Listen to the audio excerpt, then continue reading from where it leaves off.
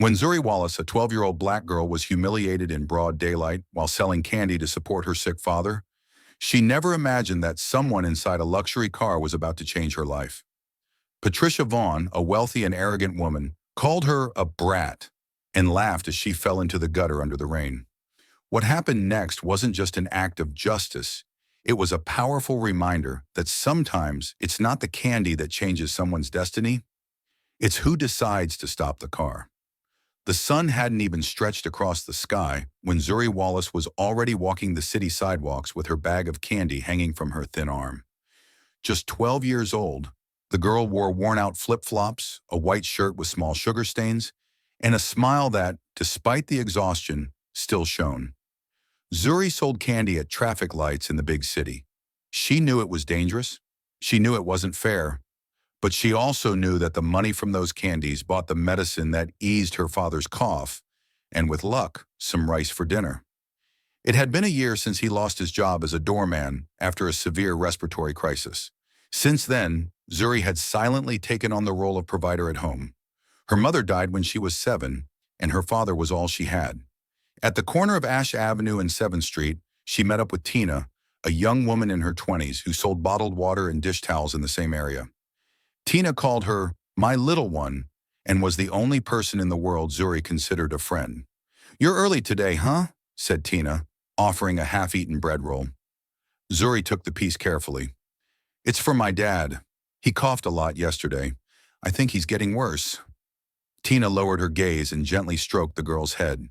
"He's going to be okay. We're going to make it today. You'll sell everything." Zuri nodded even without much confidence. She had already learned not to expect miracles, but she still held on to hope, because without it, nothing was left. And hope, even a small one, was what made her return to that hot pavement every day.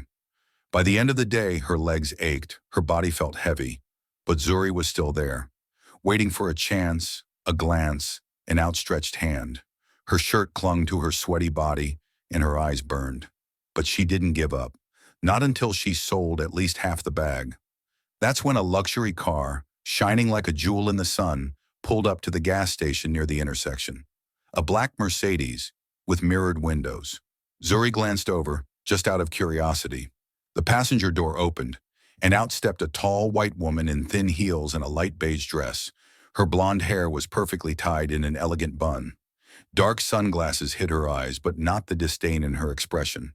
Her perfume filled the dry air, announcing her presence before she even spoke a word. Zuri sensed the tension in the air. So did Tina. "Better not go there, Zuri," Tina said in a low voice. "Some people are born with no stamped on their forehead." But Zuri, not knowing why, approached slowly. The sun reflected off the car's surface. The hot ground burned her feet, but she held her bag firmly. She had never sold to someone like that woman. Maybe, just maybe, she would buy something. Maybe she'd like the wrapping Zuri had made with colorful ribbon. She didn't know it yet, but that moment would be the starting point of a turning point, a curve in the road, the line between anonymity and something much greater. She took just 2 steps toward the woman. Zuri took a deep breath, her fingers gently gripping the plastic bag she carried.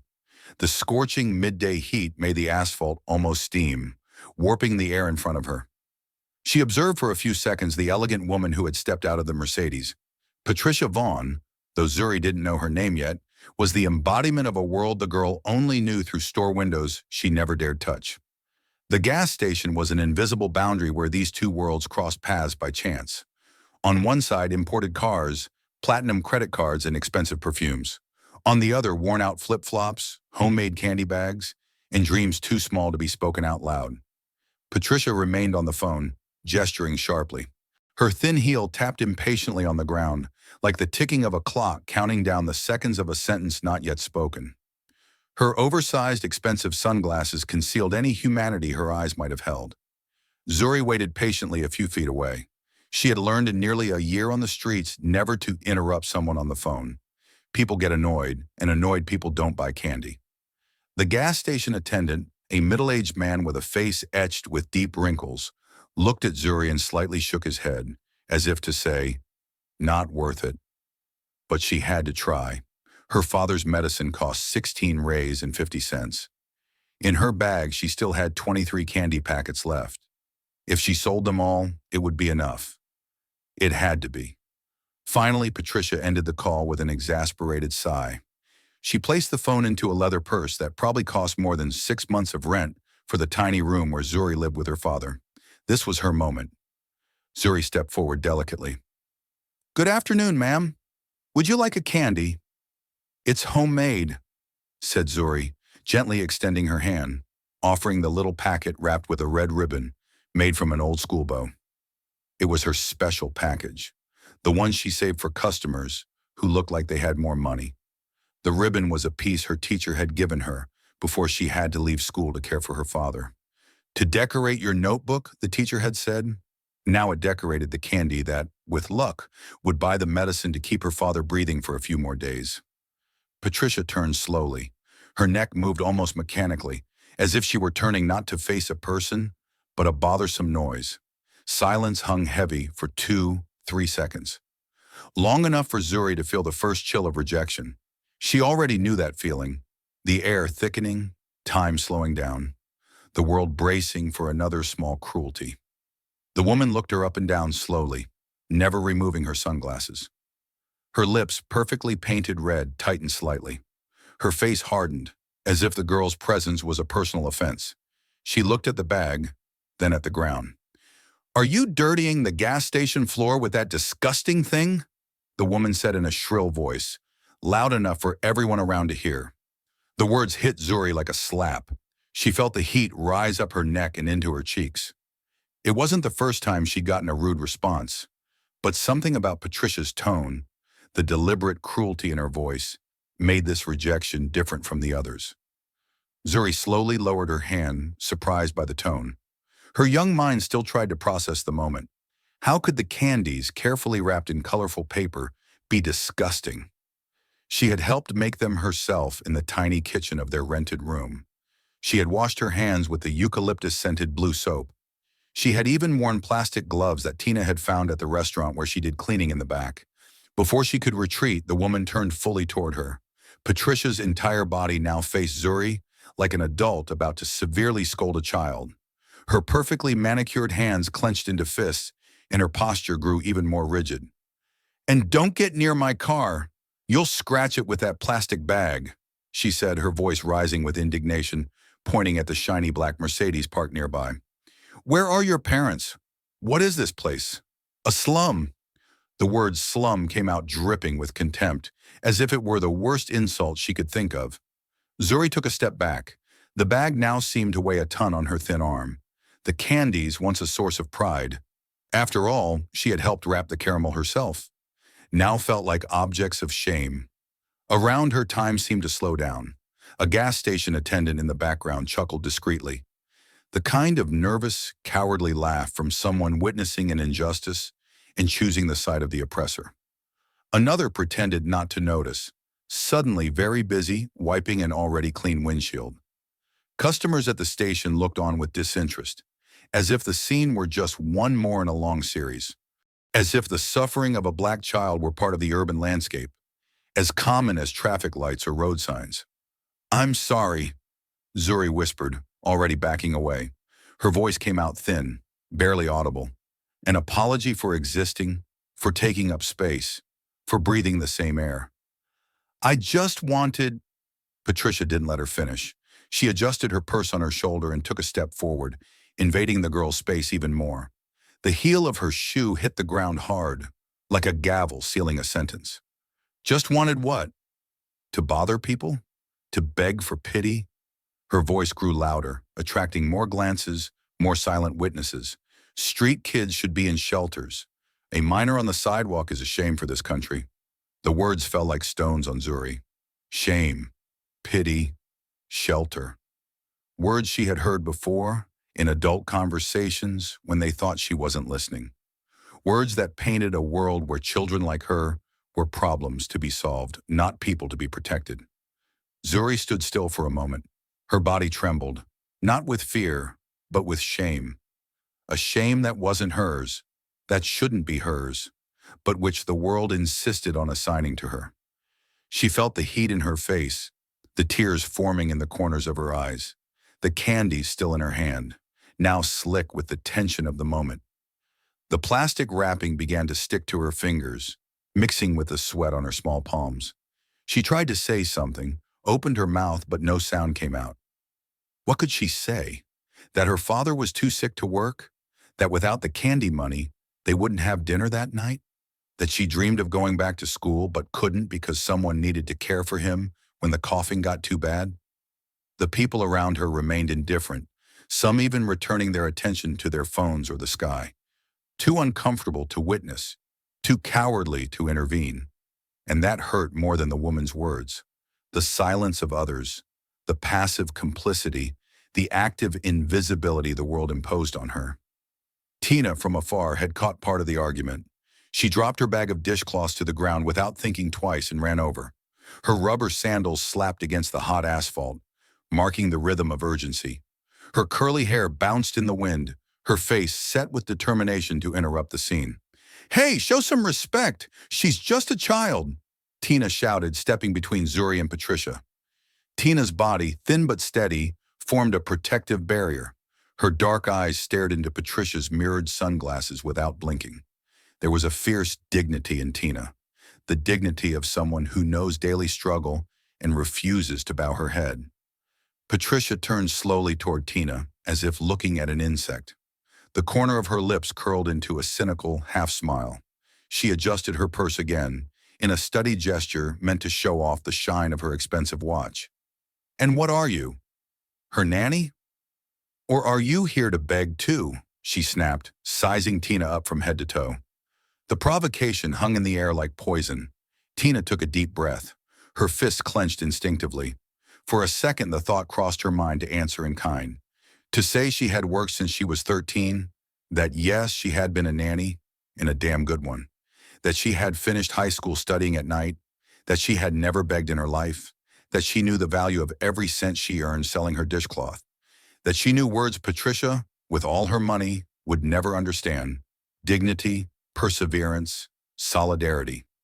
But Tina held back, not out of fear, but because she knew that battle, in that moment, wouldn't be won with words. There were no arguments against prejudice, no logic against hatred. She took Zuri's hand, feeling the girl's small, trembling fingers cling to hers like a castaway to a lifeline. "Come on, Zuri, let's go." Her voice was firm but gentle, a stark contrast to Patricia's gratuitous cruelty. But Zuri didn't move. The shock had glued her feet to the ground, as if they had grown roots right there, in the concrete of that gas station. Her eyes, big and dark, were already brimming, holding back an ocean of tears she refused to let fall in public. Her shoulders, far too small for her age, were hunched as if the entire world had been dropped on her back. It was a heart-wrenching sight. A 12-year-old girl carrying a burden no adult should bear. The weight of rejection, of prejudice, of dehumanization. The weight of being treated like a problem instead of a person.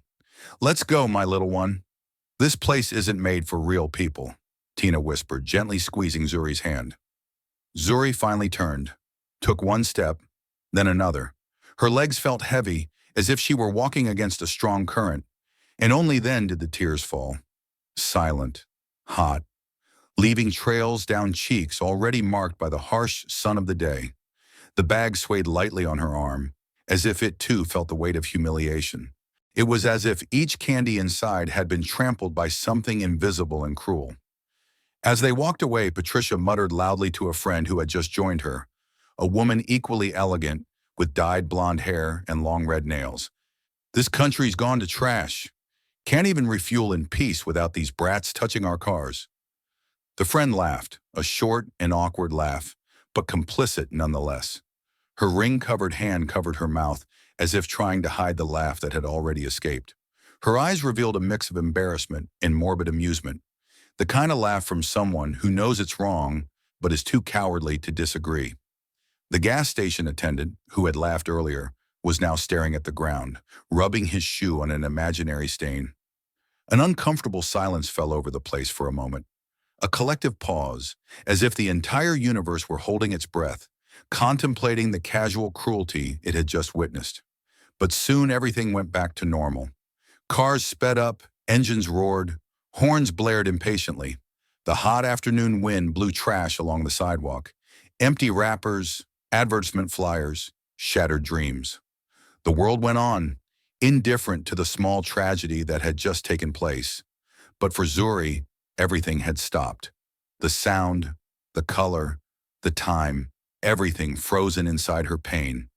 It was as if she were watching the scene from outside her own body. Watching the girl in the white shirt and worn-out sandals walk away from the gas station, hand in hand with the only person who had cared. Watching the bag that now seemed to weigh a ton. Watching the long road she still had to walk before reaching the little room where her father waited, coughing, hoping for good news. She and Tina sat again at the same corner of the sidewalk as before, a few blocks from the station. The sparse shade of a small tree offered little relief from the relentless heat. Tina opened the warm water bottle she carried and offered it. "Take a sip, it'll do you good." But Zuri didn't want it. Not water, not comforting words. She just stared at her own hand, as if the answer to a question she didn't yet know how to ask was written there. There, nestled between her small, trembling fingers, was a candy, the same one she had lovingly set aside that morning, the one with the ribbon, the one she had saved for a special customer, someone who might appreciate the extra care, the thoughtful detail. Now it was crushed, wet with sweat and tears, the colorful wrapper deformed, the red ribbon out of place. Zuri took a deep breath, her chest rising and falling in an uneven rhythm. She swallowed the sob still trying to escape. Carefully, almost in slow motion, she put the candy in the pocket of her shorts, as if it were a reminder. A scar, a piece of pain she didn't want to forget. It was as if that little piece of candy now weighed more than the entire bag, as if it carried not only sugar and strawberry essence, but all the injustice of that encounter, all the weight of cruel words, all the indifference of those who watched in silence. "Does it hurt?" Tina asked, gently running her hand through Zuri's hair. The question hung in the air like a dry leaf, so simple, so direct, so full of understanding. It wasn't just about the pain of the moment, but about all the pain of losing her mother at 7 years old, the pain of watching her father wither away day by day, the pain of leaving the school she loved so much, the pain of being invisible when she wanted to be seen, and only visible when people wanted to humiliate her. Zuri shook her head in silence. Neither yes nor no. An ambiguous gesture that said everything and nothing at the same time. Tina sighed. Her eyes scanned the street ahead, watching the flow of people rushing by, each in their own bubble. She looked at her own hands, calloused from so much work. Then she looked back at Zuri. "This happens every day, Zuri. Today was just worse, but one day it will change." The sentence sounded like an empty promise, the kind of thing adults say to children when they have no real answers. But there was sincerity in Tina's tone, a sincerity born not of certainty, but of the need to believe, because without that belief, how could one go on? "When?" Zuri whispered, her voice almost inaudible. The question, so simple and so deep, caught Tina off guard. When? When would the world be fair? When could children like Zuri just be children? When would skin color and the size of a bank account stop determining a person's worth? Tina didn't know how to answer. She simply wrapped her arm around the girl's shoulders, pulling her into an awkward but sincere hug. The sun was beginning to set in the sky, stretching shadows along the sidewalk. The light was golden, but cold. The kind of beauty you can admire, but that doesn't warm you. And once again, the world felt too big for someone without a voice. Zuri stood up. The movement was slow, as if every muscle ached. She picked up her bag of leftover candies. The colorful wrappers clinked inside the plastic, a sound almost musical that, in another context, might have brought joy. She took a deep breath, wiped her face with the back of her hand, and walked in the opposite direction of the post. With every step, the feeling of being invisible grew heavier, more concrete, like a second skin she hadn't asked for, but that the world insisted she wear. She passed by a clothing store window. Elegant mannequins displayed outfits she would never wear. Price tags that equaled a month's worth of candy sales. A world so close and yet so far away. And then she saw her reflection in the glass. For a second, she stopped. She looked at herself. Really looked. The messy bun, stray strands escaping in all directions. The sweaty white shirt with small sugar stains, her cheeks still wet with the trail of tears. Thin legs in worn-out shorts, worn-out flip-flops. But her gaze was steady. Sad, yes. Hurt, no doubt. But alive, incredibly alive. As if behind those eyes there was an entire universe Patricia would never know. A universe of dreams that persisted, of strength that kept renewing itself, of dignity that no humiliation could fully break. The day had taught another hard lesson. Another invisible scar was forming, and she would carry it in her pocket, along with the crushed candy. A reminder that the world could be cruel, but that she, Zuri Wallace, was stronger than its cruelty. Zuri walked slowly through the city streets, the weight of humiliation still clinging to her body. The sun had set, and the darkness seemed to match the emptiness she felt inside. The candy bag hung loosely from her arm. She didn't even have the energy to try to sell them on the way back. The 12-year-old girl seemed to have aged 10 years that day. She arrived at the small boarding house where she lived with her father. It was a room at the back of an old townhouse with peeling paint and the smell of mold mixed with cheap disinfectant. She climbed the 2 flights of stairs with dragging steps, stopped in front of the door, took a deep breath, forced a smile. Only then did she turn the doorknob. Miguel Wallace, her father, was lying on the bed, coughing. His eyes were sunken and his skin paler than usual. Even so, he tried to sit up when he saw his daughter enter. "Hey, my little warrior, how was today?" Zuri ran to him and hugged him carefully, as if her touch might break him. "I sold almost everything," she lied with a weak smile. "See? I told you you'd make it. We always find a way," he smiled, then coughed right after. Zuri pretended to rummage through the bag while hiding the tears that wanted to return. She grabbed the half-full water bottle and handed it to her father. "Drink a little. I still have more in the bag," she lied again. She didn't. He drank slowly, as if each sip was a struggle. "And you? Did you eat?" "I did with Tina. A chicken sandwich. It was good." He smiled and stroked her hair. "You're the best part of me, you know that." Zuri didn't answer. She just lay beside him, on the thin, worn-out sheet. The two stayed silent for a while.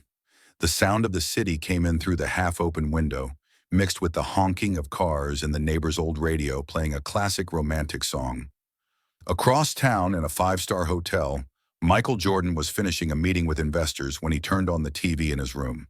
He sat on the armchair with a bottle of water and a tablet on his lap, but the television caught his attention. A special report was beginning.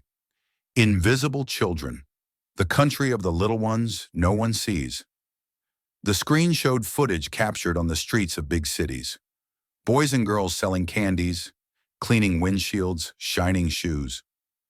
Michael watched in silence, until one image made him lean forward. It was Zuri, small, thin, in a white shirt, holding a bag.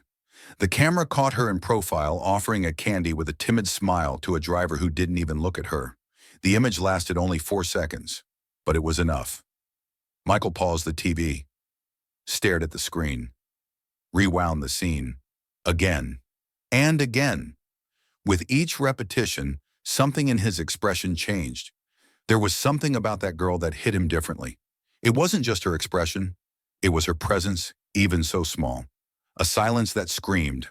He put the tablet down, grabbed the remote, and turned up the volume. The report continued with data, testimonials, statistics, but he only saw that girl. "That girl," he murmured, "she needs someone." Michael picked up the phone and called Ryder, his personal assistant. "I want to know who that girl is. Now." "Sir, there are so many children on the streets." A strength, a silence that screams. "Find out. I want her name on my desk tomorrow morning." Ryder understood the tone. It wasn't a request, it was a mission. And like every mission Michael gave, there was no room for error. Meanwhile, Zuri remained in the small room with her father. He had fallen asleep after coughing for long minutes. She covered him with the worn blanket and got up. She walked over to the tiny sink in the corner of the room, turned on the faucet and splashed water on her face. Her stomach growled. She hadn't eaten anything all day except half a cookie. Her belly ached, but she was already used to ignoring that kind of pain. She sat back down beside her father, took out the crumpled candy she had kept in her pocket, the same one from the gas station. She looked at it for a moment. She wanted to throw it away, but she couldn't. That candy was more than just candy. It was a reminder of pain, of shame, and of the will to win. She placed the candy under her pillow, turned off the light, lay down, and let sleep come, filled with hunger, pain, and silent hope. Outside, the world kept spinning, but in two different corners of the city, two people were connected by a frozen moment on television. Michael Jordan, thoughtful, in front of the screen. Zuri curled up, in silence, facing life. The next day arrived like all the others, with the sun invading Zuri's curtainless window. She woke up before her father, put on the same white shirt, and slipped into her worn-out flip-flops. The morning silence felt heavier that day, as if the whole city were on pause, waiting to see if she had the courage to go out again. And she did. With her bag of candy in hand, Zuri walked down the stairs of the boarding house and through the front gate. The smell of the street hit her with force, a mix of gasoline, fresh bread, trash, and urgency. She walked to the meeting point with Tina, who was already waiting, leaning against the closed newspaper stand. "Did you sleep well, little one?" Tina asked, handing her a small bottle of water. Zuri nodded silently. Her gaze was lower, her steps slower. Tina noticed but tried to lighten the mood. "Today's going to be better. You'll see. We're going to sell everything, and your dad will eat properly. It's going to work out." Zuri forced a smile. The kind of smile you give to avoid worrying someone you love, the same one she gave her father. The two headed to the Main Avenue intersection, the same as always. Cars sped by, horns blared like a chaotic chorus, and people remained locked in their metal boxes with air conditioning. Zuri began her journey, one candy at a time, one good morning at a time, but nothing. A man waved his finger in refusal before she even got close. A woman turned her face away. A young driver pretended to be on the phone. Tina watched from a distance, heart aching. Zuri was there, but her sparkle wasn't. The girl seemed hollowed out. Around 11, a shiny black SUV quietly pulled up on the other side of the street. Its tinted windows commanded respect. Inside the car, Michael Jordan was watching. "That's her," he said softly. Ryder beside him confirmed the info on a tablet. "Her name is Zuri Wallace, lives with her father in a rented room in the Santa Marta neighborhood. Father is unemployed, with a history of respiratory issues. She's been selling candy for almost a year." Michael nodded slowly. "And the woman who yelled at her?" "Patricia Vaughn, businesswoman, owns 3 cosmetics companies, married, high influence in the region, has received other complaints of discrimination, but nothing ever moved forward." Michael kept his eyes on Zuri. Across the street, she offered a pack of candy to a woman who rolled her window up in her face without a single word. Zuri didn't cry, didn't show anger. She simply turned around and tried the next car. The same cycle, the same silence, the same invisibility. "Why doesn't anyone see her?" Michael murmured. Ryder replied without lifting his eyes. "Because seeing takes courage and compassion." Michael nodded, then said, "Keep investigating. But don't say anything yet. I want to see more." Meanwhile, Zuri sat on the curb for a moment. Tina brought her a stale piece of bread split in two. Zuri thanked her with a gesture and ate quietly. Later, with the sun high above, she counted her sales. The coins clinked like a cruel reminder. Barely more than 2 reais. Not enough for her dad's medicine, not even for a loaf of bread. She squeezed the candy bag as if trying to pull a miracle from it, then reached into her pocket and took out the crumpled candy, the same one from the humiliation. She looked at it for a while, ran her finger over the wrapper, trying to smooth it out. But the paper was already misshapen, like the memories of that day.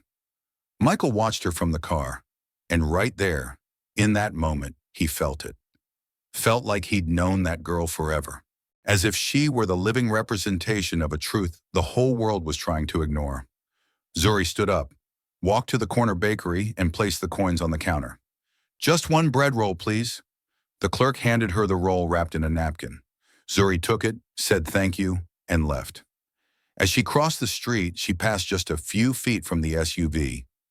She didn't notice who was inside, but Michael saw every detail: the scraped feet, the slouched shoulders, the nearly empty bag, and her eyes. Her eyes were still the same as in the news report. Michael narrowed his eyes. This wasn't just poverty, it was a kind of pain no statistic could explain. Ryder, make a note. Tomorrow. I want her and her father safe. Food, doctor, everything. But she must not know who I am. Yes, sir. Zuri kept walking, holding the bread tightly to her chest. She passed by homeless people, rushed workers, noisy motorcycles.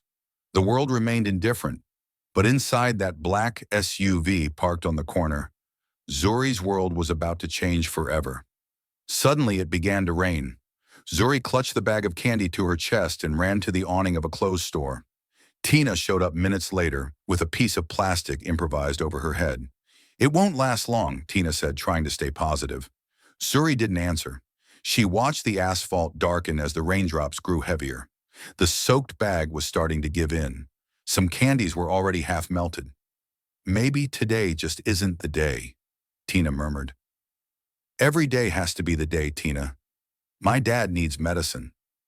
Zuri's response was dry, too mature for her age. Tina looked at her with sadness. The fire in that girl was something between inspiring and tragic. Across the street, the black SUV remained parked.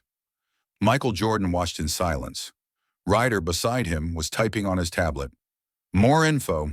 The father has a confirmed diagnosis of emphysema, has been without treatment for 2 months. Michael nodded, but he couldn't take his eyes off Zuri. The rain began to pour heavier.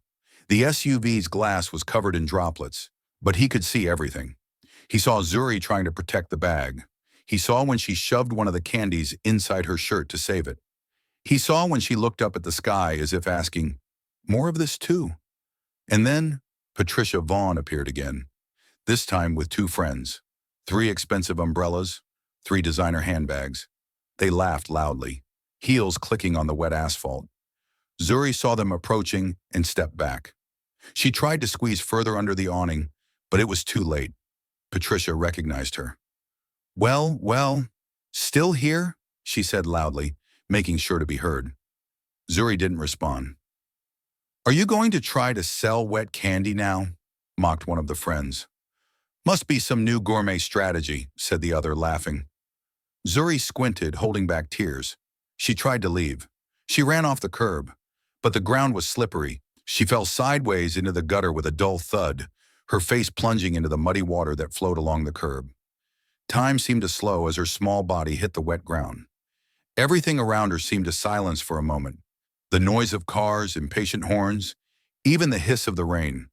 Like the entire universe wanted to witness this moment of utter humiliation. The candies escaped from her torn bag like little colorful jewels, spreading across the soaked asphalt. Each one spun and slid in different directions, carried by the current of the rain. One candy in particular, a small sphere wrapped in faded red paper, rolled slowly until it stopped under the tire of a vehicle parked near the sidewalk. Not just any car. A black SUV, imposing and silent, with windows so dark that they reflected the scene like a grim mirror. Patricia Vaughn let out a shrill laugh that cut through the air like a sharp blade. My God, what a poetic scene, she exclaimed, a perverse satisfaction gleaming in her eyes. Her 2 friends laughed along, but with visible discomfort. One of them, the tallest with brown hair and a beige coat, took a discreet step back, as if wanting to distance herself from this gratuitous cruelty. The other, shorter, wearing a red hat to protect herself from the rain, kept a fixed smile on her face, but her eyes betrayed a growing unease. Zuri didn't get up immediately. Her small shoulders trembled beneath her soaked shirt. She cried softly, a quiet sob, the kind that already knows the art of suffering in silence. Her face, half covered in the muddy floodwater, contrasted with her eyes, which, even teary, maintained a dignity that no fall could take away. Tina dropped her things on the ground without thinking twice and ran toward the girl. Her feet hit the puddles with urgency, splashing water in all directions. "Zuri!" she cried, her voice choked with concern. But before Tina could reach her, something happened. The door of the black SUV opened. It was a movement almost imperceptible at first. The door slid a few inches, as if hesitating. Then, with a quiet determination, it opened completely. One leg came out first. Impeccable dark pants, fine fabric, polished Italian shoes that still shone even under the gray sky. Then another leg. And then a tall man emerged from the vehicle with the calm of someone who has all the time in the world. He adjusted the black blazer he wore over a navy blue shirt. He didn't care about the rain that was now drenching his broad shoulders and falling on his face, marked by years of determination. Michael Jordan stepped down, step by step, no rush. The sound of the rain mixed with the sound of his expensive shoes stepping through the water. Every step he took seemed filled with purpose, as if each inch covered was a conscious, irrevocable decision. The world around began to notice. A man passing with an umbrella stopped suddenly. A woman running to escape the rain slowed her steps. A driver adjusted his rear-view mirror to make sure of what his eyes had just captured. A different energy began to spread through the air, like invisible waves of recognition. Patricia's friends were the first to notice him. The tallest one choked on her own breath. The one with the red hat urgently pulled her friend's arm. Both fell silent upon recognizing him, their smiles transforming into expressions of awe and disbelief. Patricia, still smiling, took a second longer to realize. She was so absorbed in her own sense of superiority, so entertained by someone else's humiliation, that it took her a moment to feel the change in the atmosphere. When she finally followed the scared gaze of her friends, her smile froze on her face like a poorly placed mask. Michael walked with firm steps, completely ignoring Patricia and her friends. His attention was entirely focused on the small figure lying in the gutter. The rain fell relentlessly on him, but he didn't seem to care. Water ran down his face, his expensive blazer, his polished shoes, but he maintained the unshakable posture of someone who had faced much worse storms. A small circle began to form around them. People who had been rushing by now slowed down, seeking shelter under nearby awnings, but with their eyes fixed on the scene. Some pulled out their phones. Others whispered to each other, "Is that him? It can't be. What's happening?" Michael approached Zuri. His tall frame cast a shadow over the girl, blocking for a moment the rain that was pouring down her back. He leaned slightly and extended his hand. A large, strong hand, with long fingers that had held basketballs on courts all over the world, that had won trophies, that had signed million-dollar contracts, now extended to a 12-year-old girl covered in mud. "Come, little one." His voice was deep, calm, but carried a natural authority that made everyone around fall silent.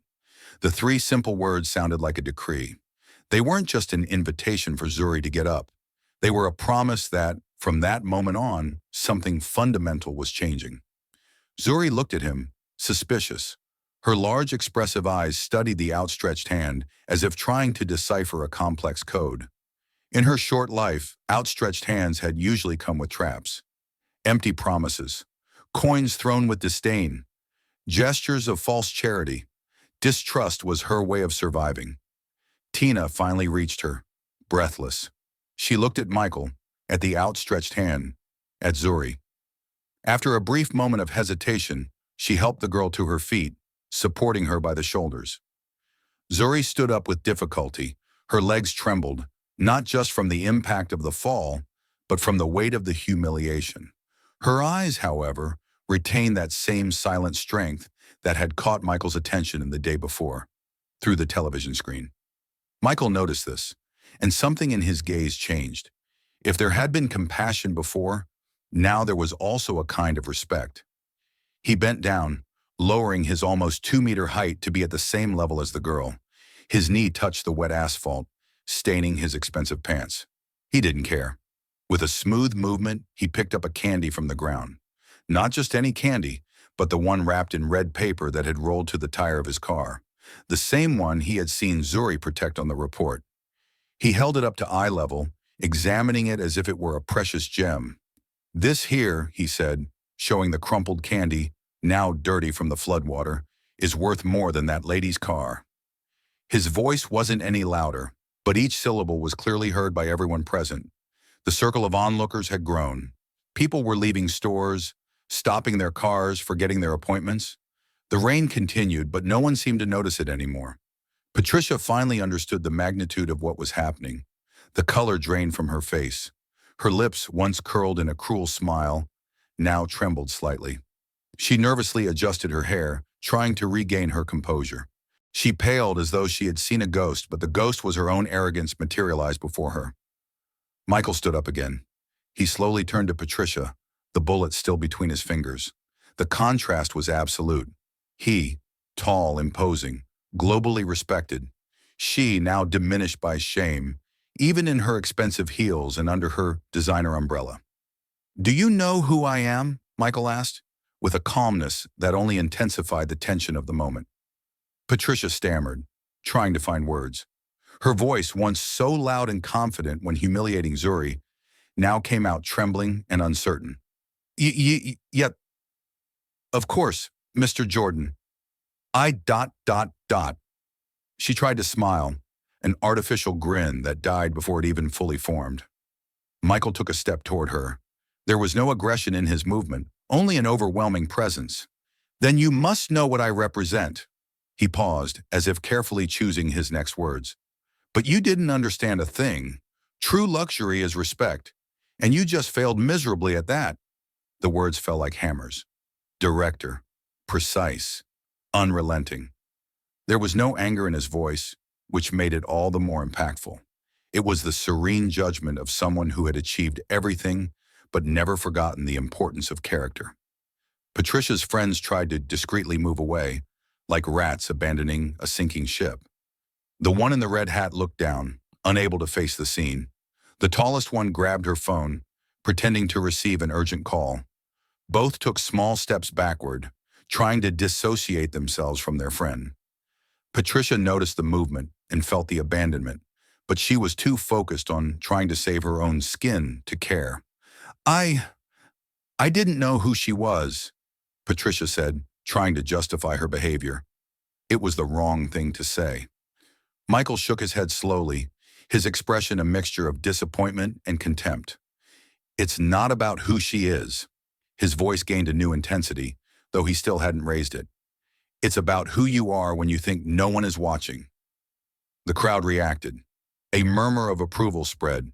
Someone in the back said a muffled, "That's right." Others nodded, some clapped discreetly. The rain began to lessen, as if even the heavens wanted to hear better what was happening. Patricia opened her mouth to respond but found no words. Her face alternated between red with shame and white with fear. She looked around, seeking support, but her friends were already several steps away. She was alone, just as Zuri had been so many times. Michael gave a subtle nod. From the black SUV, a middle-aged man in a perfectly tailored suit got out, carrying a thin briefcase. It was Ryder, his personal assistant. He walked with military precision toward Michael, ignoring the rain, which was now lighter. Michael made another gesture, and Ryder approached Patricia, extending a thin white envelope to her. "This is a notice."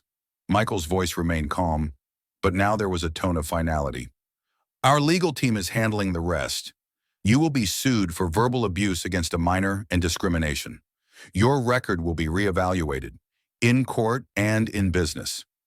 Patricia took the envelope with trembling hands. Her fingers, adorned with expensive rings, seemed incapable of holding the paper properly. She looked at the envelope as though it were a snake ready to strike. But, she stammered, trying to find an escape. "It can't be. My family." Michael interrupted her with a simple raise of his eyebrow. It wasn't an aggressive gesture, but it carried decades of authority. Patricia tried to maintain her stance, gathering the last remnants of her arrogance, but her lips trembled visibly. Drops of sweat mixed with the rain on her forehead. "I can explain. It was just a misunderstanding," she said weakly, a shadow of the woman who minutes earlier had laughed at the misfortune of a child. Michael stared at her for a long moment. His eyes, which had already faced the greatest challenges on courts around the world, now focused on her with an intensity that made her instinctively step back. In court, you'll have time to explain, he paused, calculating. But now, step out of my way. It wasn't a shout. It wasn't a threat. It was a simple command, said with the certainty of someone who knew they would be obeyed. And it was. Patricia stepped back, quickly turning around. The heel of her shoe got caught in a crack in the asphalt, and she almost fell, regaining her balance at the last second. Her umbrella dropped, but she didn't care to pick it up. She simply turned her back and hurried away, almost running, her dignity completely abandoned.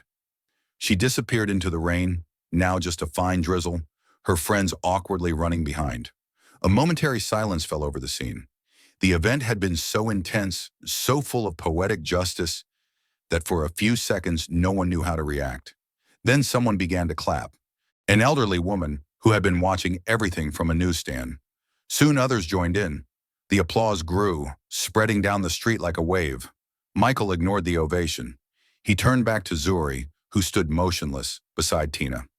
The girl looked at him with a mix of confusion, gratitude, and distrust. For her, who had lived her whole short life being invisible, being the center of all that attention was incomprehensible. Michael then turned to Zuri. His eyes, which had been as hard as steel when facing Patricia, were now gentle. He bent down again to her level. "There's someone you need to take care of, isn't there?" he asked softly. The question caught Zuri by surprise. How did he know about her father? She nodded slowly, unable to speak, the emotion closing her throat. "From now on, that responsibility is not just yours." He made a gesture, and Ryder approached again, handing Michael a black card with golden letters.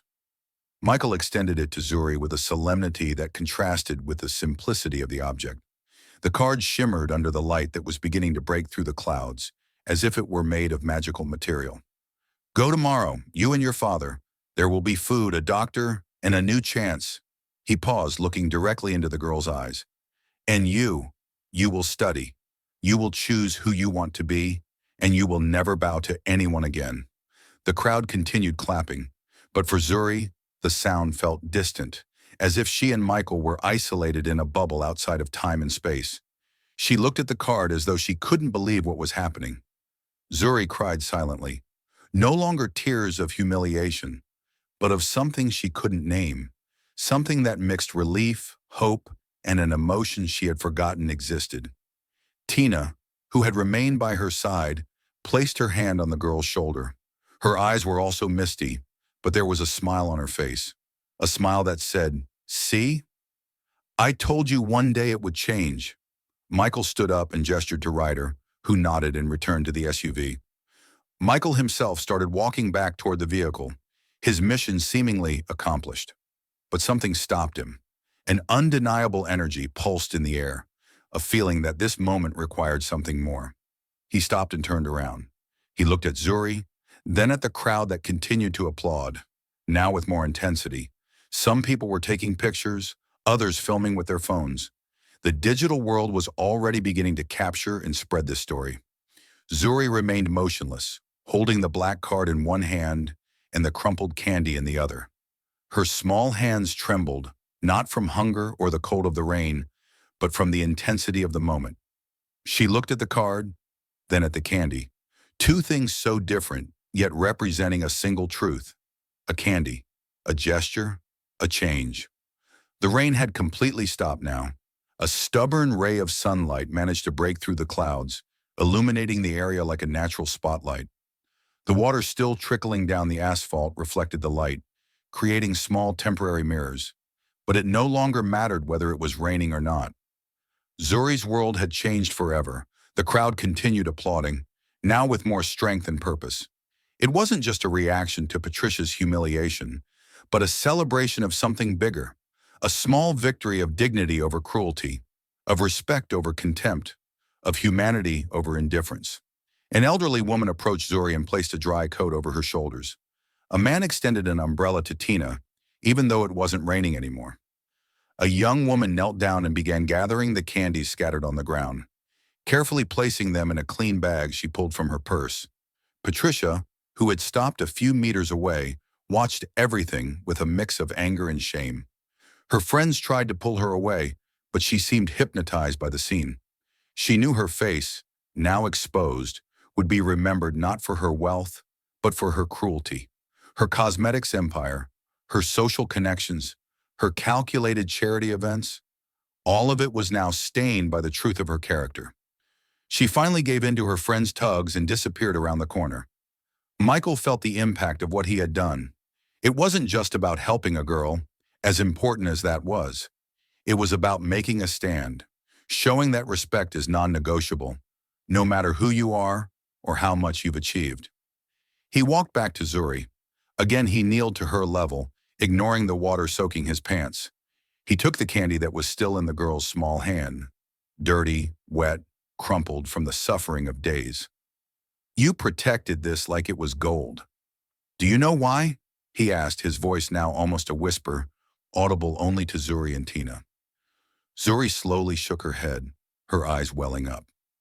She didn't know the answer. She had never thought about it. That candy was just a candy, her commodity, her survival. Because you know the value of simple things, Michael continued, with a contained intensity that spoke directly to the girl's soul. And that's why you're bigger than all these buildings around here.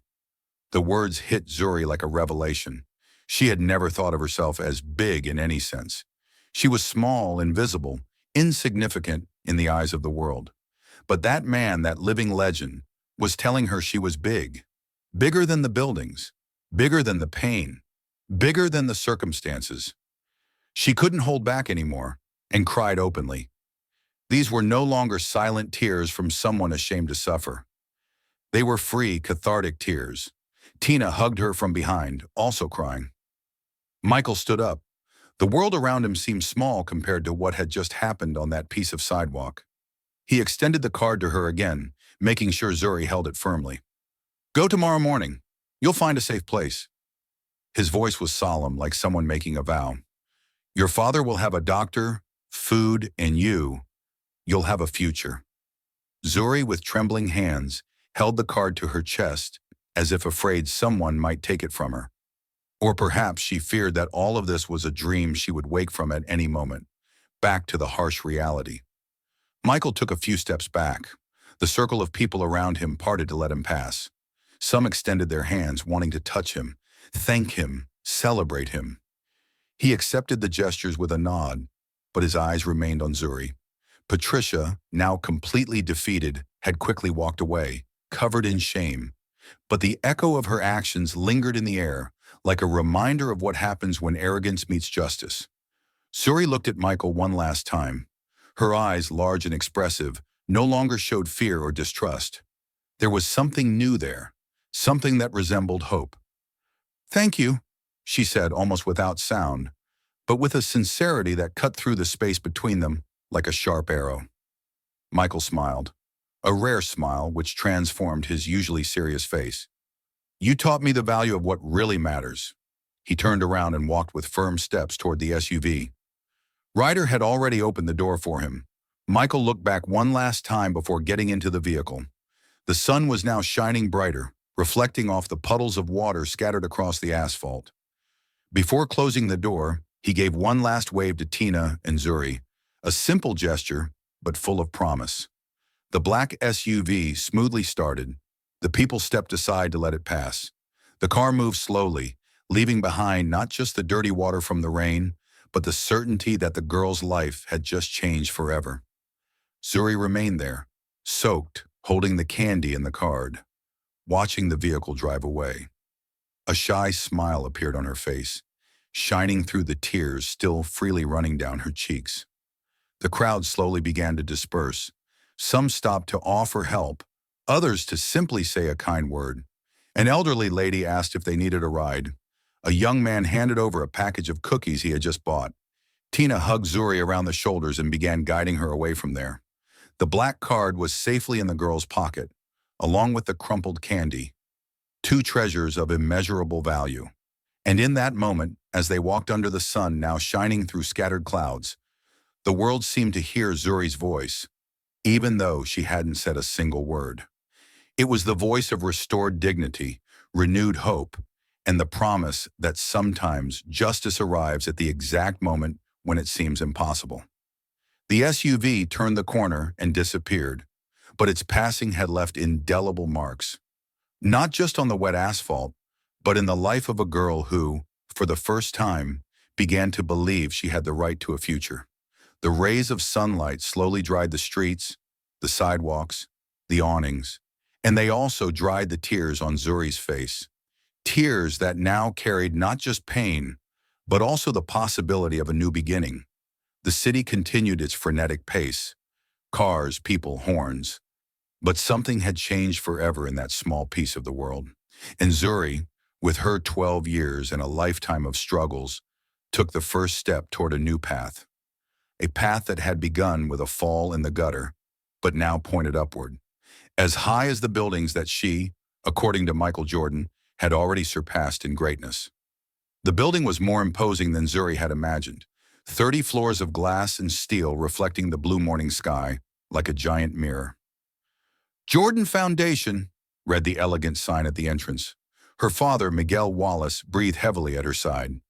Even the short walk from the bus stop to here had been difficult for his weakened lungs. He held his daughter's hand tightly, both for physical and emotional support. "Are you sure about this, daughter?" he asked for the third time since they left home. His voice was a hoarse whisper. Zuri nodded, gripping the black card between the fingers of her other hand.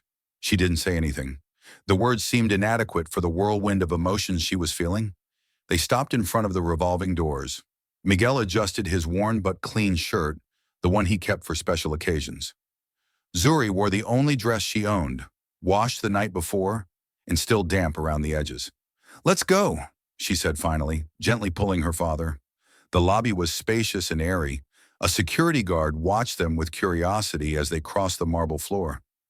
Zuri felt small, smaller than ever. The ceiling was so high it seemed unreachable. At the reception, a middle-aged woman smiled when she saw them approaching. "Can I help you?" she asked politely, without a trace of the disdain Zuri was used to receiving.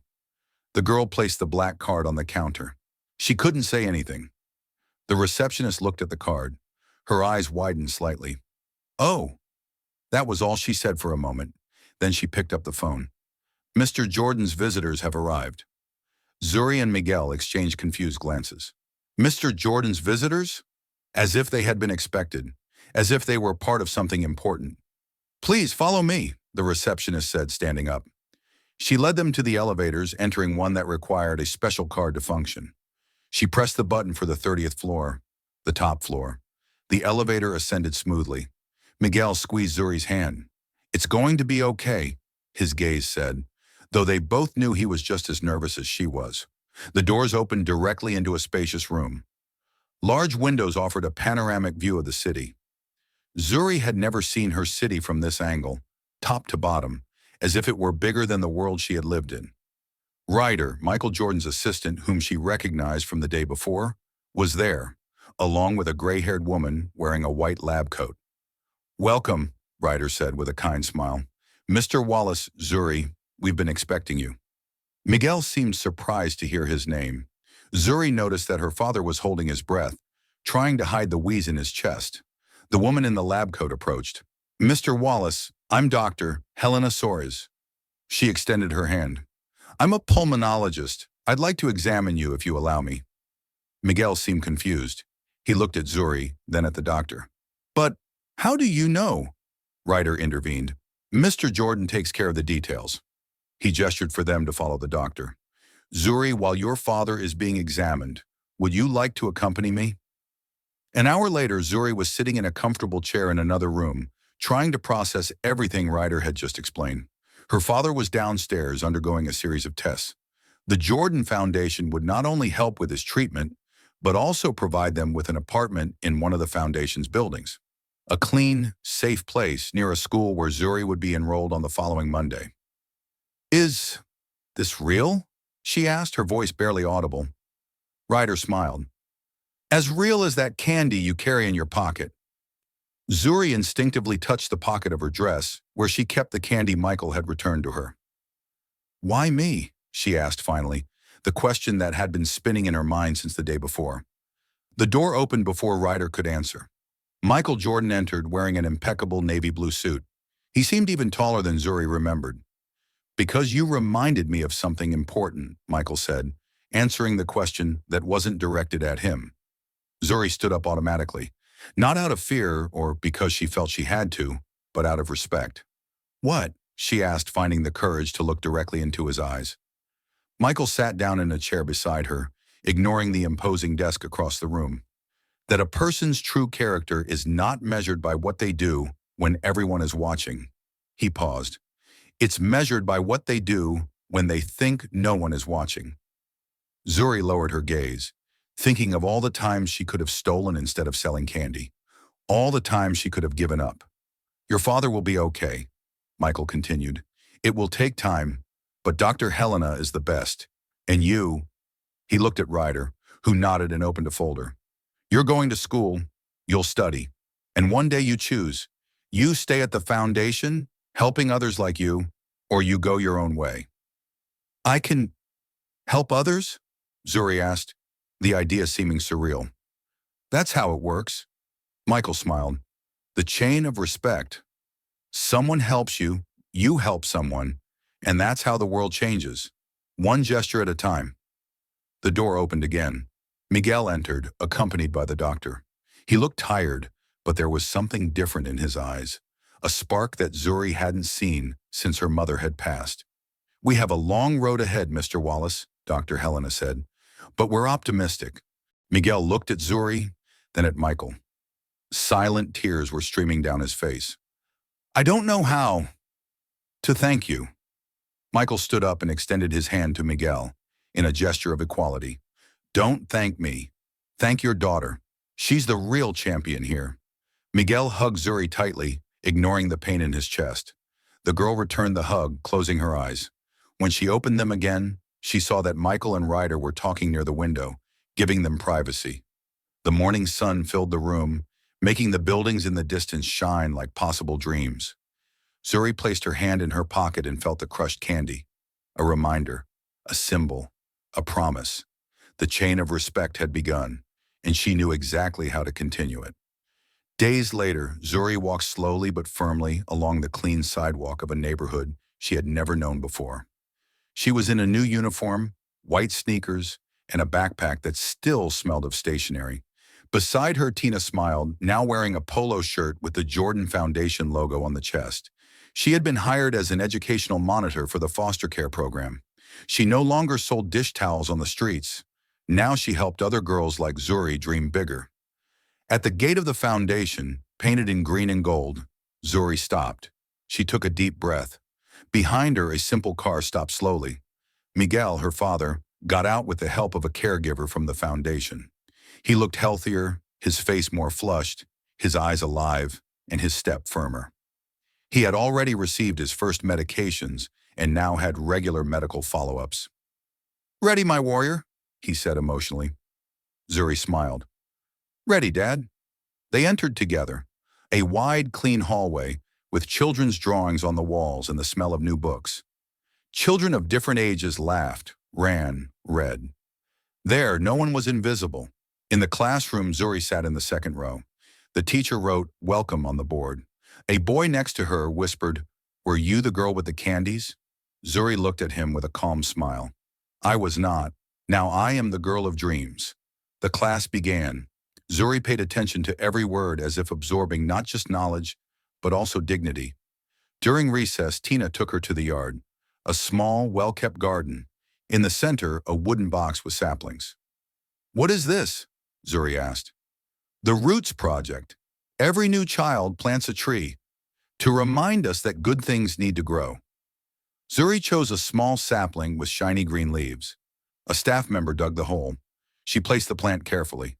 Then she threw the first shovel of dirt. Tina helped her finish. Finally, they put up a small plaque. Zuri Wallace, 12 years old, dreamer. Her father watched from a distance, moved. Zuri knelt down near the sapling. She placed her hand on the moist soil, closed her eyes, took a deep breath.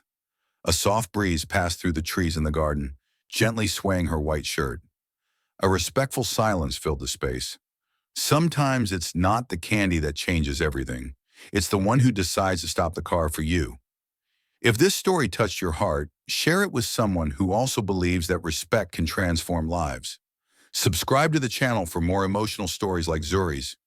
And remember, you can also be the person who stops the car when it matters most.